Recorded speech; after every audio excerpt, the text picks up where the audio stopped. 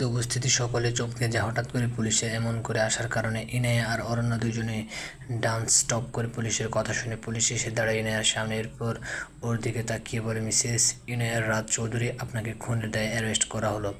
আদালত থেকে আপনার কোম্পানির বিরুদ্ধে নোটিশ জারি করা হয়েছে। এসএস গ্রুপ অফ ইন্ডাস্ট্রিজ খাবার খেয়ে অনেক মানুষ অসুস্থ হয়ে হাসপাতালে অ্যাডমিট হয়েছে, তার মধ্যে কিছু মানুষের মৃত্যু হয়েছে। পুলিশের সব কথা এনের মাথার উপর দিয়ে চলে যায়। মানে কি বলছে কি উনি? এসএস গ্রুপ নামে ইনের কোনো কোম্পানি নেই, তার সকল ড্রেসের কালেকশন আর ডিজাইনিং নিয়ে। সেখানে তার কোম্পানির খাবার খেয়ে মানুষ কি করে মারা যেতে পারে? ইনায়া সকালে আসা আদালত থেকে নোটিশের কথা মনে পড়ে। ইনায়া বলে, পুলিশ পুলিশ স্যার, আপনার কোথাও একটা ভুল হচ্ছে। এসএস কোম্পানির মালিক আমি না, আমার এই নামে কোনো কোম্পানি নেই। আর আর নিজের কোম্পানির খাবারে বিষ মিশিয়ে আমি কেন মানুষকে খুন করতে যাব? দেখেন মিসেস ইনায়া, এসএস কোম্পানির মালিক আপনি না অন্য কেউ, সেটা আমরা জানি না। আদালত থেকে আমাদের অর্ডার এসেছে আপনাকে অ্যারেস্ট করার জন্য। আপনাকে আমাদের সাথে থানায় যেতে হবে, আর কি সত্যি কি মিথ্যা সেটা কোর্টে প্রমাণ হবে। ইনায়া আর পুলিশের কথা শুনে অরুণা বেগম আর মিলন সাহেব এগিয়ে আসে। অরুণা বেগম গিয়ে ইনায়ার কাঁধে হাত রাখে, চোখের ইশারায় ইনায়াকে শান্ত থাকতে বলে। মিলন সাহেব বলে, পুলিশ স্যার, আপনার অবর্তমানে Inaya Chowdhury group of industries এমডির দায়িত্ব পালন করে। আর ইনায়া নিজস্ব একটা বিজনেস আছে, তবে তার নাম এসএস কোম্পানি না। ইনায়ার সাথে বা চৌধুরী কোম্পানির সাথে এসএস কোম্পানির কোনো সম্পর্ক নাই। আদালত থেকে হয়তো ভুল নোটিশ এসেছে, আমার মনে হয় আপনাদের ভালো করে চেক করা দরকার। মিলন সাহেবের কথা শুনে পুলিশ অফিসার নিজের পকেট থেকে একটা কাগজ বাহির করে। পুলিশ কাগজটা মিলন সাহেবের হাতে ধরিয়ে দিয়ে বলে, দেখেন স্যার, আমরা পুলিশের লোক, আদালত আমাদের যা আদেশ দিয়েছে সেটা পালন করা আমাদের দায়িত্ব। মিসেস ইনায়া এই শহরের বড় বিজনেস ওম্যান, ওনাকে অ্যারেস্ট করার আগে আমরা সব বিষয়ে ভালো করে তদন্ত করেছি, কিন্তু এই কথা একদম সত্যি যে মিসেস ইনায়া এসএস কোম্পানির মালিক। ওনার কোম্পানির খাবার তৈরি না করে বিষ তৈরি করে, যা খাওয়ার ফলে মানুষের মৃত্যু ঘটে। মিলন সাহেব নিজের হাতে থাকা কাগজ ভালো করে পড়ে, কিন্তু সেই কাগজের যা আছে সেটা দেখে উনি অবাক। এসএস কোম্পানির মালিক সত্যি ইনায়া। মিলন সাহেব বলে, ইনায়া, এই কাগজের মানে কি? মিলন সাহেব কথা শুনে ইনায়া তার হাত থেকে কাগজ নিয়ে ভালো করে দেখতে থাকে। কাগজে স্পষ্ট লেখা আছে, এসএস কোম্পানির বর্তমান মালিক ইনায়া, এবং প্রতি বছর এসএস কোম্পানির প্রফিটের টাকা তার ব্যাংক অ্যাকাউন্টে জমা হয়।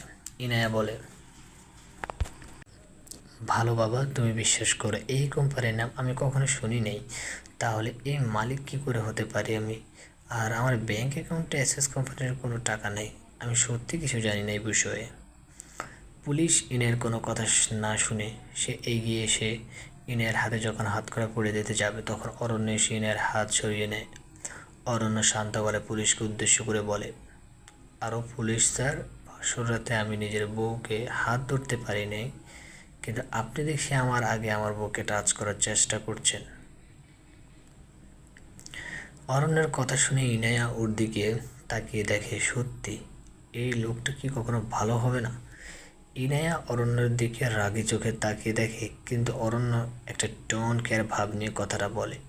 পুলিশ অফিসার বলে, দেখেন মিস্টার অরণ্য রাজ চৌধুরী, বাসর রাতে আপনারা স্বামী স্ত্রী কী করেছে সে বিষয়ে জানার কোনো আগ্রহ আমার নেই, কিন্তু ইনায়ার বিরুদ্ধে অ্যারেস্ট ওয়ারেন্ট আছে, ওনাকে আমাদের সাথে থানায় নিয়ে যেতে হবে। পুলিশ অফিসার, আপনি এমন করে কথা বলছেন যেন ইনায়া আমার না, আপনার বউ। দেখেন, বিয়ে করেছি বউয়ের সাথে থাকার জন্য, এখন যদি বউকে আপনি জেলে তুলে নিয়ে যান তাহলে আমার কি হবে?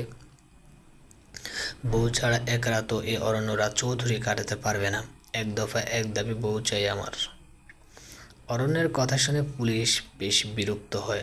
মানে কি বলছে এই লোক, মাথা খারাপ নাকি ওনার? তবে পুলিশের নিজের দায়িত্ব পালন করতে হবে। তারা এনের হাতে হাত কড়া পরিয়ে দেয়, এরপর তাকে নিজের সাথে নিয়ে যায়। অরণ্য ইনের দিকে তাকিয়ে হাসতে থাকে, তার মাথায় এখন কি চলছে সেটা কেউ জানে না। ইনায়া এখন জেলখানায় বসে আছে। শহরের প্রায় প্রতিটা টিভি চ্যানেলে তার অ্যারেস্ট হওয়ার কথা জানানো হচ্ছে। ইনায়া কিছু বুঝতে পারছে না তার সাথে কি হচ্ছে। এই এসএস কোম্পানির মালিক আসলে কে সে সত্যি জানে না। আর ইনায়া জন্মের আগেই কোম্পানি গড়ে উঠেছে, কিন্তু কে এই কোম্পানি তার নামে করে গেছে। অন্যদিকে অরণ্য তার উকিলের সাথে ইনায়ের বিষয়ে কথা বলছে। অরণ্য নিজের ফোন দিয়ে একজনকে ফোন করে অরণ্য বলে, এসএস কোম্পানির নামে আমার সকল তথ্য চাই। আর ইনায়া কি সত্যি এই কোম্পানির এমডি, সে বিষয়ে আমি জানতে চাই। ইনায়ার সাথে দেখা করতে মিলন সাহেব আর অরুণা বেগম আসে। অরুণা বেগম ইনায়ের কাছে এগিয়ে আসে। অরুণা বেগমকে দেখে ইনায়া কান্না করে দিয়ে বলে, মামুনি, সবসময় আমার সাথে এমন কেন হয় মামুনি? আমি কি ক্ষতি করেছি কারো মামুনি? জীবনে কি সত্যি কখনো সুখ হবে না আমার?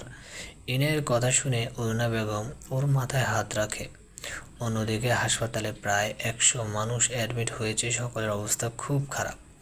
এসএস কোম্পানির খাবার খেয়ে অনেক মানুষ অসুস্থ হয়ে গেছে, এর মধ্যে কিছু মানুষের মৃত্যু হয়েছে। দেশে প্রায় প্রতিটা খবরের কাগজে বর্তমানে এসএস কোম্পানির এমন নিউজের কথা বলা হচ্ছে। ইনায়াকে কালকে আদালতে নিয়ে যাওয়া হবে। হয়তো তার কোম্পানির বিরুদ্ধে যে মামলা হয়েছে, যার জন্য তার কঠিন শাস্তি হতে পারে। অরণ্য নিজের রুমে বসে আছে, তার রুমে মন টিকছে না, বারবার ইনায়ের কাছে যেতে ইচ্ছে করছে তার। অরণ্য রুম থেকে বের হয়ে সিঁড়ি দিয়ে নিচে নেমে যায়, এরপর গাড়িতে করে থানার উদ্দেশ্যে রওনা দেয়। ইনায়ের শরীর অনেক টায়ার্ড হয়ে গেছে, যার জন্য সে এখন জেলখানার মধ্যে ঘুমিয়ে আছে। অরণ্য থানার কাছে যায়, সেখানে গিয়ে পুলিশের অনুমতি নিয়ে ইনায়ের সাথে দেখা করে। ইনায়া তখন ঘুমিয়েছিল, ইনায়ের নিচে শুয়ে আছে। অরণ্য তার কাছে যায়, সে দেখে ইনায়া ঘুমিয়ে আছে। ইনায়ের মুখ দেখে তার বড্ড মায়া হচ্ছে। ঘুমিয়ে থাকার কারণে ইনায়ের সামনে থাকা চুল এলোমেলো হয়ে গেছে। অরণ্য তা কানের পিছনে গুজে দেয়।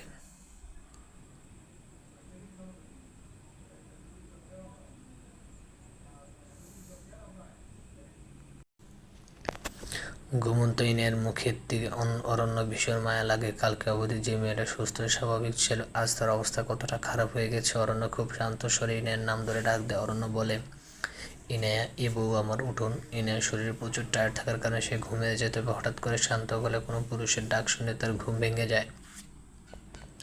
ইনায়া ধীরে ধীরে চোখ খুলে সামনে দাঁড়িয়ে থাকা পুরুষকে ভালো করে দেখে। সে আর কেউ না, অরণ্য। অরণ্য দেখে ইনায়ার চোখ চোখ থেকে ঘুম উড়ে যায়। ইনায়া উঠে দাঁড়িয়ে যায়। এরপর ইনায়া বলে, অরণ্য, আপনি এখানে কি করছেন? আপনার এখন বাসায় বসে পার্টি করা উচিত। ফাইনালি আপনার শত্রু ইনায়া আপনার জীবন থেকে চলে এসেছে। আর কালকে আমার কেস আদালতে উঠবে। বর্তমানে সকল প্রমাণ আমার বিরুদ্ধে, তাই হয়তো মানুষ খুন করার অপরাধে আমার জেল বা ফাঁসি হয়ে যাবে। ইনায়ের কথা শুনে অরণ্য মনে খারাপ লাগা কাজ করে। কেন জানি ইনায়ের চলে যাওয়ার কথা শুনে অরণ্য কষ্ট হয়। অরণ্য বলে, ইনায়া, এমন কিছু হবে না। আপনার সাথে আমার শত্রুতা আছে, কিন্তু সেটা বিজনেসের কারণে। কিন্তু আপনি আমার বিবাহিত বউ, আপনাকে বিপদ থেকে রক্ষা করা আমার দায়িত্ব। কালকে আদালতে সব সত্যি প্রমাণ হবে, কোনো অন্যায় হবে না আপনার সাথে ইনায়া। অরণ্য, মুখে অন্যায় হবে না। কথাটা শুনে ইনায়া হাসে। তার জীবন আর কি ভালো হওয়া বাকি আছে যে সেটা হবে। প্রতিটা মানুষের ধৈর্য ধরার একটা লিমিট আছে ইনায়ের জীবনে। ছোটবেলা থেকে শুধু দুঃখ পেয়ে এসেছে, সারা জীবনও মনে হয় তাই ভাবে। ইনায়া বলে, জানেন অরণ্য, জন্মের পর থেকে যাকে আমি ভালোবেসে এসেছি, প্রত্যেকে আমার থেকে দূরে চলে গেছে। আমার যখন 5 বছর বয়স হয়, তখন আমার বাবা মারা যায় অ্যাক্সিডেন্টে। এরপর কাজের লোকের পরিচয়ে চৌধুরী বাড়িতে থাকতে হয়। এর কিছুদিন পর মায়ের একটা জটিল অসুখ হয়, যার ফলে মাও মারা যায়। এরপর মামুনি আর ভালো বাবা আমাকে বড় করে পড়াশোনা শেখায়। ইনায়া, এমন ভেঙে পড়বেন না জীবনে। যা হয় ভালোর জন্য হয়। অরণ্য, আমার জীবনে কখনো ভালো হবে না, শুধু মরে গেলে সব সমাধান হবে। কালকে যদি আদালতে আমাকে খুনের দায়ে ফাঁসি দেয়, তাহলে অনেক খুশি হব আমি। বিশ্বাস করেন, এই পৃথিবীতে আর বেঁচে থাকতে আমার ইচ্ছে করে না। বিরক্ত হয়ে গেছি আমি বারবার কষ্ট সহ্য করতে করতে। ইনায়ের কথা শুনে অরণ্য নিজের হাত জেলখানার শিকড়ের ভিতরে ঢুকিয়ে দেয়। এরপর ইনায়ের ওড়না নিজের হাতের মধ্যে রেখে ইনায়ের গালে টাচ করে। অরণ্যের হাতের ছোঁয়া পেয়ে ইনায়ের চোখ বেয়ে নোনা জল গড়িয়ে পড়ে। ইনায়ের চোখে জমে থাকা জল অরণ্য সযত্নে মুছে দেয়। এরপর ইনায়ের দিকে তাকিয়ে অরণ্য বলে, ইনায়া, প্রতিটা মানুষের জীবনে কষ্ট থাকে, শুধু সবাই প্রকাশ করতে পারে না। আপনি যে কষ্ট কান্না করে প্রকাশ করেন, অন্য কেউ হয়তো সেটা হাসি দিয়ে নিজের মনের মধ্যে লুকিয়ে রাখে। ইনায়া শান্ত হয়ে যান, সব ঠিক হয়ে যাবে। অরণ্যর কথা শুনে ইনায়ের ভালো লাগে। ইনায়া অরণ্যের দিকে ভালো করে তাকিয়ে তাকে সামনে দাঁড়িয়ে থাকা মানুষটাকে বোঝার চেষ্টা করে। অরণ্যর প্রতিটা কেয়ার ইনায়ের ভালো লাগছে। ইনায়া বলে, অরণ্য, আপনি না আমাকে শত্রু মনে করেন, তাহলে এই শত্রুর বিপদে সাহায্য কেন করতে চান? আপনি আমার উপরে বিশ্বাস করেন। আপনি অরণ্য। ইনায়ের কথা শুনে অরণ্য মুখে একটা টেবিল মার্কা হাসি দিয়ে বলে, সত্যি বলতে ইনায়া, আমার বিশ্বাস হয় যে আপনি মানুষ খুন করেছেন।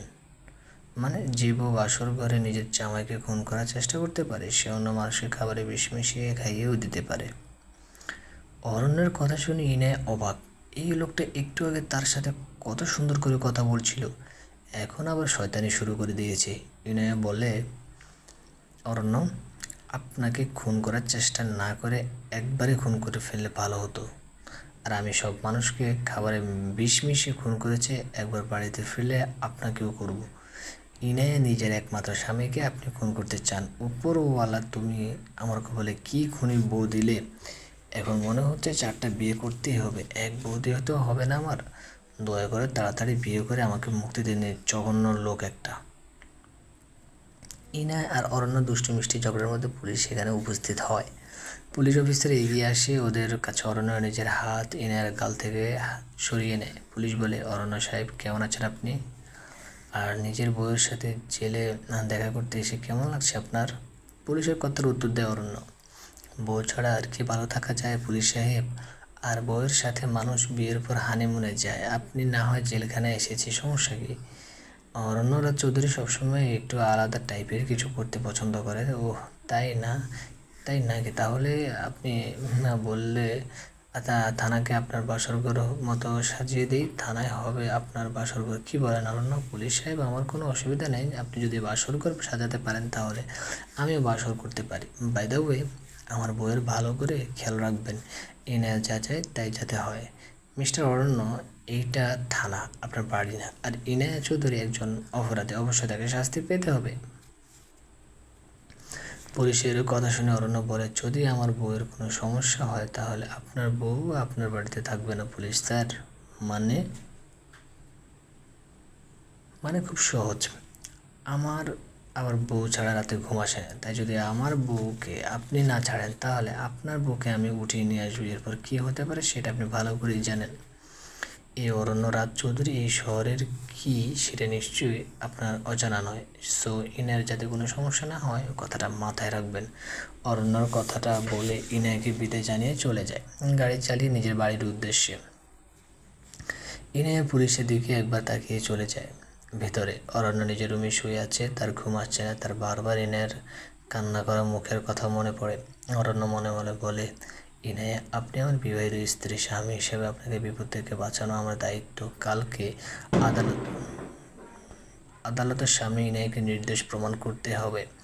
আদালতে সকাল 11টার সবাই উপস্থিত হয়েছে। ইনায়া কোর্টে বসে আছে। ইনায়ার পক্ষে থেকে কোনো উকিল ঠিক করা হয় নাই। জর্জ নিজের জায়গায় বসে আছে। 5 মিনিট পর ইনায়ার কাছে এসে বসে অরণ্য। অরণ্য মুখে কোনো চিন্তার ছাপ না। ইনায়ার দিকে তাকিয়ে বলে, কী ব্যাপার বউ, জামাই ছাড়া রাত কেমন কাটছে? অরণ্যের মুখে এমন কথা শুনে ইনায়া শকড হয়ে যায়। এই বেড়ার কি কোনো পরিস্থিতিতে সিরিয়াস হবে না? ইনায়া বলে, আপনি কি কখনো ভালো কথা বলতে পারেন না? আজব, এখন চুপচাপ আদালতের রায় শুনেন। আরে আদালতের রায় কি শুনবো, আমি সব আমার জানা। সো চিল করেন। আপনার মাথায় কি চলছে অরণ্য? আর আমার জন্য উকিল ঠিক করা হয় নাই কেন? আমার বউজান সবাই আদালতে লড়াই করার জন্য টাকা দিয়ে উকিল কিনে, আর আমি না জর্জকে কিনে নেব। শুধু দেখতে থাকেন বউ, এই অরণ্য রাজ চৌধুরী গেমটা কি করে খেলে।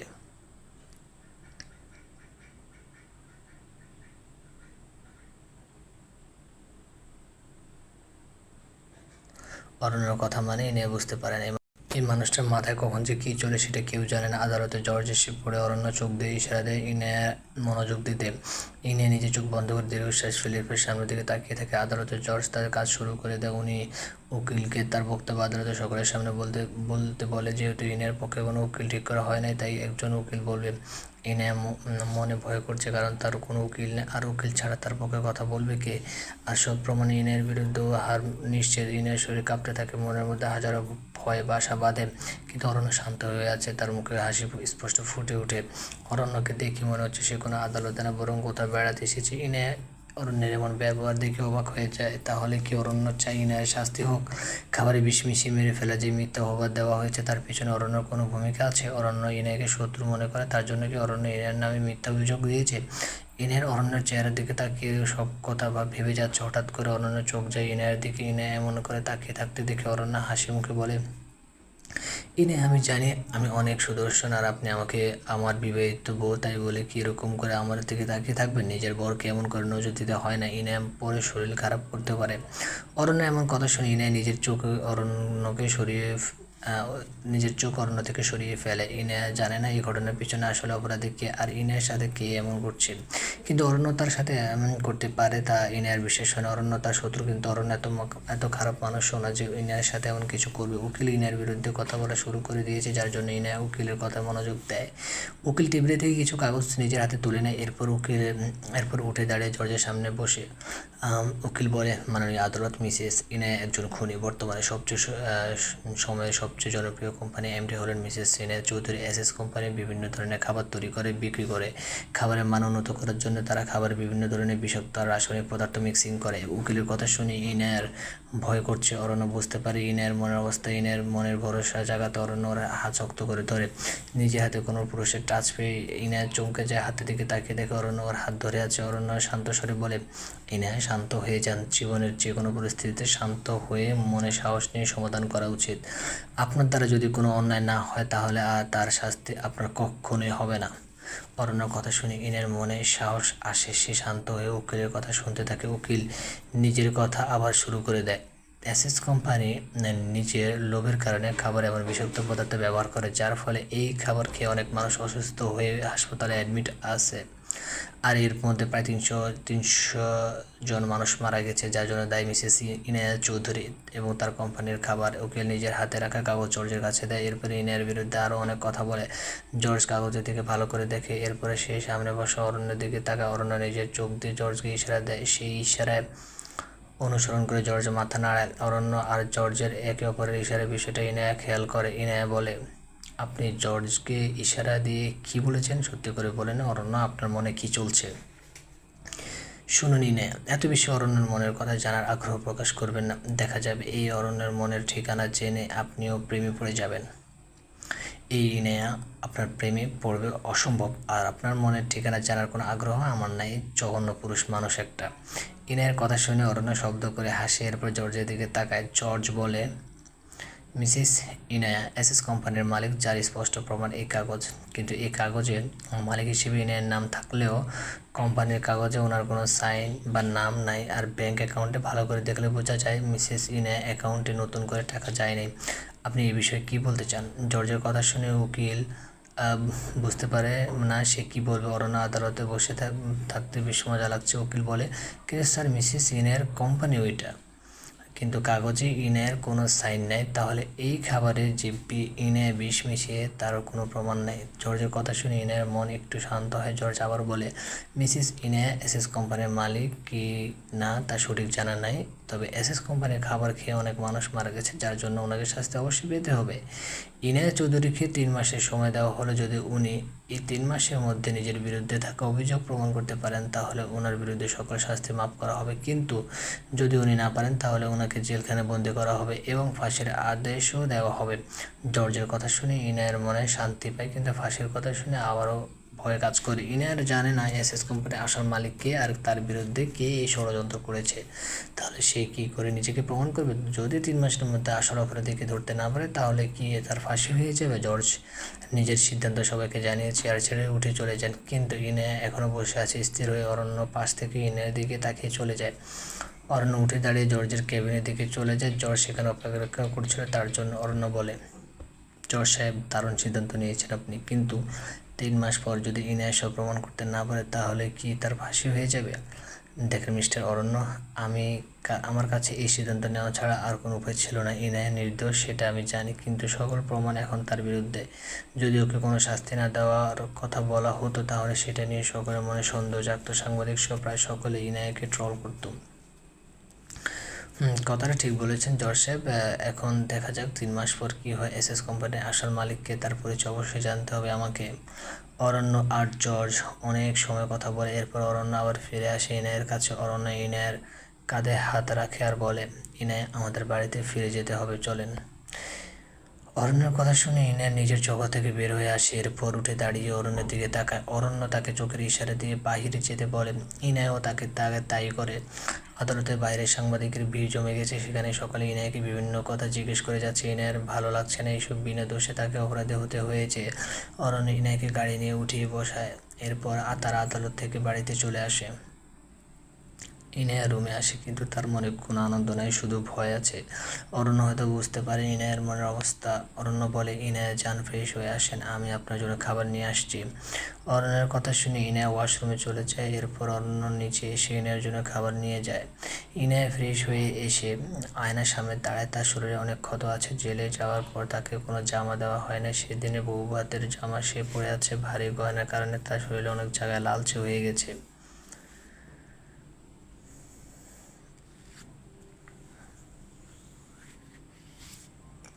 আয়নার সামনে দাঁড়িয়ে ইনায়া নিজের শরীরে ভালো করে দেখতে থাকে। তার শরীরে ক্ষত হয়ে গেছে, লাল দাগ হয়ে গেছে সম্পূর্ণ শরীরে। অরণ্য খাবার নিয়ে সিঁড়ি বেয়ে উপরে উঠে আসে। রুমে এসে দেখে ইনায়া আয়নার সামনে আছে। অরণ্য রুমে এসে নিজের উপস্থিতি বুঝতে নক করে।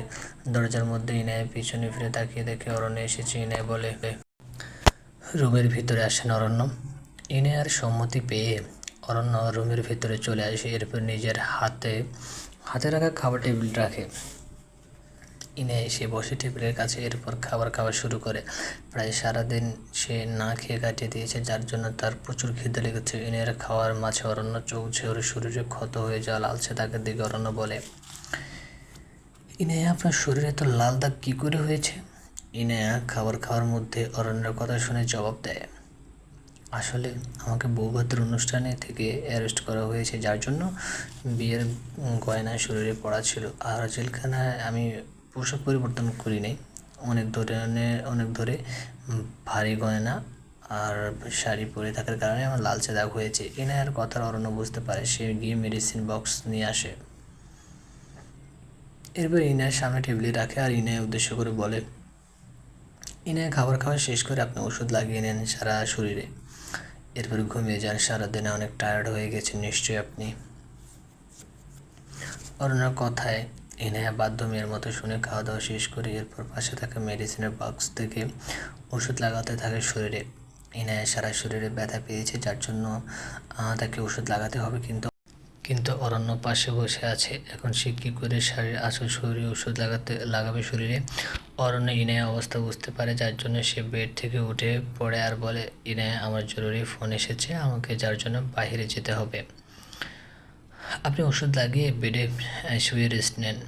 অরণ্য কথাটা বলে চলে যায়। ইনায়া নিজের শরীরে ওষুধ লাগাতে থাকে, তবে তার হাত পিঠ অবধি পৌঁছাতে পারে না। ইনায়া দ্বারা যতটুকু সম্ভব হচ্ছে সে ওষুধ লাগিয়ে দেয়। জেলখানায় থাকতে ভালো করে ঘুম হয় নাই, যার জন্য সে বিছানায় শুয়ে পড়ে। অরণ্য প্রায় 2 ঘন্টা পর নিজের রুমে ফিরে আসে। দরজা খুলে রুমে এসে দেখে ইনায় ঘুমিয়ে পড়েছে। অরণ্য নিজেও কালকে সারা রাত ঘুমোতে পারে না, তার জন্য সে সোফায় গিয়ে শুয়ে পড়ে।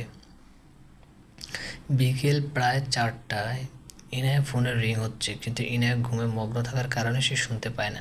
প্রায় অনেক সময় ধরে ফোনের শব্দ করার কারণে ইনায়ের ঘুম ভেঙে যায়।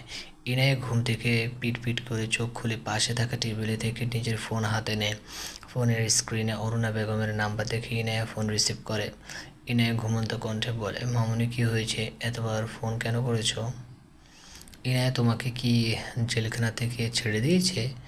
আজকে তোমার ভালো বাবা অসুস্থ হয়ে গেছে, যার জন্য আমরা আদালতে যেতে পারি নাই। মামনি, কেন? সমস্যা নেই, আমি একদম ঠিক আছি। আর জেল থেকে ছেড়ে দিয়েছে আমাকে, তোমাদের টেনশন করতে হবে না। ভালো বাবার শরীরের যত্ন নিতে বলো। ইনায়া আর অরুণা বেগম প্রায় 20 মিনিট সময় ব্যয় করে কথার মধ্যে। এরপর ইনায়া ফোন রেখে ওয়াশরুমে চলে যায়। সেখান থেকে ফ্রেশ হয়ে রুমে ফিরে আসে। ইনায়া এতক্ষণ সোফায় তাকিয়ে দেখে অরণ্য সেখানে শুয়ে আছে। ইনায়া এগিয়ে যায় ঘুমন্ত অরণ্যের কাছে। সোফার কাছে গিয়ে সে ভালো করে দেখে অরণ্যকে। ইনায়া বলে, মিস্টার অরণ্য রাজ চৌধুরী আমার জীবনের সবচেয়ে অপছন্দের মানুষ, কিন্তু অরণ্য, আপনার সাথে আমার শত্রুতা কখনো শেষ হবে না, তবে আপনি আমার অনেক উপকার করেছেন। অরণ্য, মানুষ হিসেবে আপনি সত্যি একজন উত্তম ব্যক্তি। অরণ্য ঘুমন্ত অবস্থায় কোনো নারীর কণ্ঠ শুনে চোখ খুলে তাকায়। অরণ্য ঘুম থেকে উঠে গেছে দেখে ইনায়া সেখান থেকে চলে যেতে চায়। তার আগে অরণ্য তাকে থামিয়ে দেয়। অরণ্য ইনায়ার হাত ধরে আবার সোফার কাছে নিয়ে আসে। অরণ্য বিশ্বাস হচ্ছে না ইনায়া তার কাছে এসেছে। অরণ্য টেবিল হাসি দিয়ে বলে, কি ব্যাপার মিসেস ইনায়া চৌধুরী, ঘুমন্ত অবস্থায় নিজের স্বামীকে সর্বনাশ করার জন্য কি তার কাছে এসেছেন? বাসরাতে যদি আপনি সম্মতি দিতেন তাহলে এতদিনে 3-4টা বাচ্চা হয়ে যেত আমাদের, আর আপনাকে এমন লুকিয়ে লুকিয়ে স্বামীর কাছে আসতে হতো না। অরণ্যের কথা শুনে ইনায়ার কান গরম হয়ে যায়। এই লোকের মধ্যে গিয়ে লজ্জা সরম বলতে কিচ্ছু নাই। তাদের দুজনের বিয়ে হয়েছে মাত্র 2 দিন আগে, এর মধ্যে 4-5টা বাচ্চা কোথা থেকে আসবে? ইনায়া রাগী স্বরে বলে, অরণ্য, আপনার সাথে কথা বলা আমার জীবনের সবচেয়ে বড় ভুল। জঘন্য পুরুষ মানুষ। ও রিয়েলি মিসেস ইনায়া চৌধুরী, তাহলে জঘন্য পুরুষের কাছে আপনি কেন এসেছেন? ঘুমের মধ্যে তার সর্বনাশ কেন করতে চাইছিলেন? শুনুন, আপনার সর্বনাশ করার কোনো ইচ্ছা আমার নেই। আপনি ঘুমন্ত অবস্থা শীতে কাঁপতে কাঁপতে কাঁথার জন্য চিৎকার করছিলেন, যার জন্য আমি আলমারি থেকে আপনার জন্য কাঁথা নিয়ে আসতে গিয়েছিলাম। ইনের মুখে মিথ্যা কথা শুনে অরণ্য হাসে। এরপর বাইরে রোদের দিকে ইশারা দিয়ে বলে, ইনায়া, বাইরে যা রোদ পড়েছে, মানুষ গরমে এসি ছাড়া থাকতে পারছে না, আর আপনি বলছেন আমি শীতে কাঁপছিলাম। কথাটা বিশ্বাসের যোগ্য কি? সুন্দর করে সাজিয়ে মিথ্যা কথাও আপনি বলতে পারেন না ইনায়া। ইনায়া বুঝতে পারে অরণ্য তার মিথ্যা কথা ধরে ফেলেছে, কিন্তু এখন সে সত্যি বলতে পারবে না। এই লোকের উপর ইনায়ার কোনো বিশ্বাস নেই। ইনায়া কথা ঘুরিয়ে বলে, আপনি একটা জঘন্য মানুষ, আপনার সাথে কথা আমি বলতেই চাই না। এখন ফ্রেশ হয়ে যান ওয়াশরুমে, আমি নিচে গিয়ে দেখি রান্না হয়েছে কিনা। ইনায়া কথাটা বলে রুম থেকে বের হয়ে যায়। অরণ্য মুখে একটা হাসি নিয়ে ওয়াশরুমে চলে যায়। ইনায়া রুম থেকে বের হয়ে সিঁড়ি দিয়ে নিচে চলে যায়। এরপর সে সম্পূর্ণ বাড়ি ঘুরে ঘুরে দেখে। অরণ্য বাড়ি অনেক সুন্দর, শহরের সবচেয়ে বড় বিজনেসম্যানের বাড়ি বলে কথা। ইনায়া প্রতিটা রুম ঘুরে ঘুরে দেখে। হঠাৎ করে একটা রুমের সামনে যায় সে। ইনায়া শুনতে পায় সেই রুম থেকে কোনো মহিলার আওয়াজ শোনা যাচ্ছে। ইনায়া এই বাড়ির প্রতিটা মানুষের সাথে পরিচিত হয়েছে, কিন্তু এই মহিলাকে এই রুমে? ইনায়া কৌতূহল নিয়ে রুমের দরজা নক করে। দরজা খোলা থাকার কারণে ইনায়া রুমের ভিতরে প্রবেশ করে। ইনায়া দেখে একজন মহিলা নামাজের তসবিহ হাতে নিয়ে বসে জিকির করছে। মহিলার পিছন দিকে ঘুরো বসে থাকার কারণে তার মুখ দেখা যাচ্ছে না। জিকিরের মধ্যে হঠাৎ করে পিছন থেকে কোনো মানুষের পায়ের শব্দ শুনে পিছনে ফিরে তাকায় রেহানা বেগম। রেহানা বেগম পিছনে ফিরে তাকিয়ে দেখে তার সামনে একটা মেয়ে দাঁড়িয়ে আছে। রেহানা বেগম সামনের দিকে ফিরে আসার কারণে তার চেহারা ইনায়া দেখতে পায়। ইনায়ার মনে উনি সেই মহিলা যে তাকে বিয়ের সময় বউ হিসেবে তাকে বরণ করে নেয়। রেহানা বেগম গম্ভীর গলায় বলে, তুমি ইনায়া, তাই না? এই বাড়ির নতুন বউ, দ্য গ্রেট বিজনেসম্যান অরণ্য রাজ চৌধুরীর বউ। রেহানা বেগমের কথা শুনে ইনায়া উত্তর দেয়, জি, আমি ইনায়া, অরণ্যর বউ। কিন্তু আপনি কে? আমি রেহানা পারভীন, সাইমার মা। রেহানা বেগমের মুখে সাইমার মা শুনে ইনায়া অবাক হয়ে যায়। তাহলে কি উনি অরণ্যর মা, মানে ওর শাশুড়ি? ইনায়া আর দেরি না করে সে আর আঁচল তুলে মাথায় দেয়। এরপর রেহানা বেগমের কাছে এসে তার পায়ে সালাম করে। রেহানা বেগম তা দেখে খুশি হয়। উনি ইনায়াকে উঠিয়ে ওর মুখ দেখে। ইনায়ার যথেষ্ট সুন্দরী, আর ওর চেহারার মধ্যে অদ্ভুত এক মায়া আছে যা প্রতিটা মানুষেরকে তার প্রতি মুগ্ধ করে। রেহানা বেগম বলে, মাশাল্লাহ, কি সুন্দর বউ হয়েছে চৌধুরী বাড়ির। দোয়া করে মা তুমি সুন্দর করে সাজিয়ে গুছিয়ে সংসার করবে, আর এই চৌধুরী বাড়ির মান সম্মান সব ভালো করে বজায় রাখবে। ধন্যবাদ মা।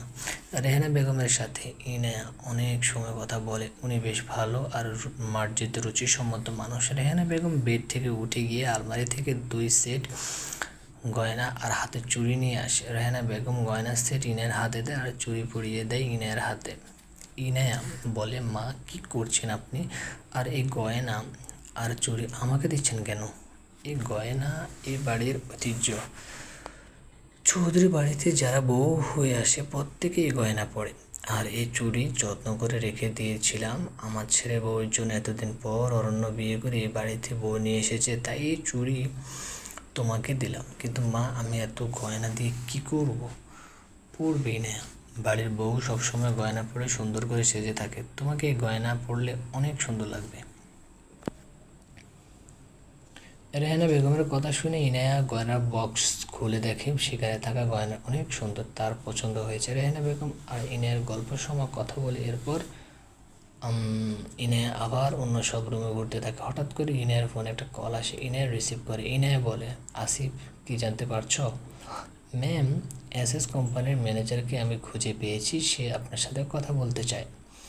আর ম্যাম, আপনার নামে এই কোম্পানির দলিল আছে? কিন্তু আমার নামে এত বড় কোম্পানি কে লিখে দিবে?